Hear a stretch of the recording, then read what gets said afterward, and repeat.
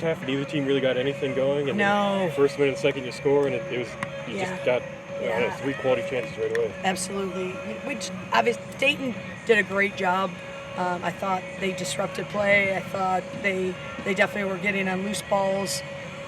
They were more effective taking care of the ball, and then we just needed to figure out how we could break them down, make some emotional adjustments, but also, we kept going this way, and we maybe needed to go a little bit more around them, and I think that's where we started opening things up. What does it say to you to see those adjustments in game one about the maturity level, and obviously to kind of see things improve as the game goes on? Look, first game, you hope for 90 minutes of perfection.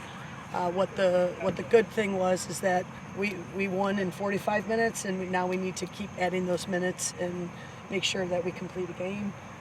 But we were good enough to win, and that's a great team that I think will do really well in the A10.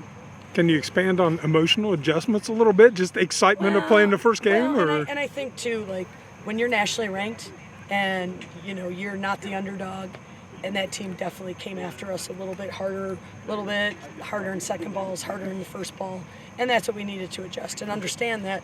They were looking for that ranking, and they were, this was going to be their World Cup, and they showed the emotion piece there.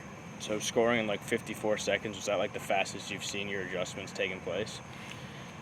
I mean, I'll take it. I'm not quite sure. I know at Boston College, we did that, and maybe at TCU, but yes, I'll say yes. Nikki, you said maybe you needed to go more side to side, but that goal was kind of straight up the middle. Yeah, well, what happened was Maya was able to kind of, we got through to Maya, and then Maya was able to bend that through their back line. But again, we were able to pivot it through Maya and then go. And then again, on the counterattack, getting the second balls, and that's, I think, what we did, and we were able to just get them when they're out of shape. Defense held up pretty well. I thought so. I mean, we have not gotten a shutout yet against Ohio State and/or Pitt, so it was really important for us to get a shutout tonight. So that, nothing's perfect, but again, that's what I asked of them, and they delivered.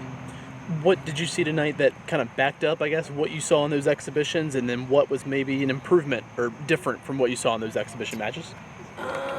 Well, again, I thought the leadership of Bailey, really was able to open things up with her kicking game tonight. So that was really good, and adjusting that we didn't see maybe as much in Pitt and Ohio State. And just really taking care of the ball. I thought, at times we were sloppy if we were kicking balls out or not getting first and second balls. So I thought we adjusted to that pretty well. Nikki, the program's record when scoring multiple goals is kind of absurd. It's like 330 and 12. Really? So, like, what is it about this program that's like you're able to kind of, score a couple goals and then just close it out?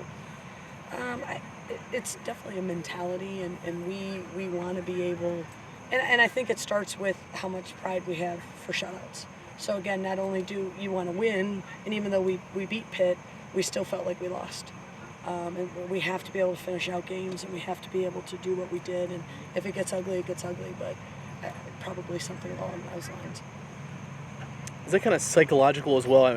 I know other teams don't know that record, but like you score 2 goals on another team, it feels like it just something changes, right? Yeah, it's not the best lead, they say, in soccer either. And, we just have to make sure, and especially after you score, how do you defend and how do you keep, that mentality going, but also just making sure that the girls understand, yes, it's a 2-1 lead and you can kind of take a breath, but once you take a breath, a team like Dayton can punish you. And then you know who we got coming in on Thursday, so they definitely can punish you with Penn State.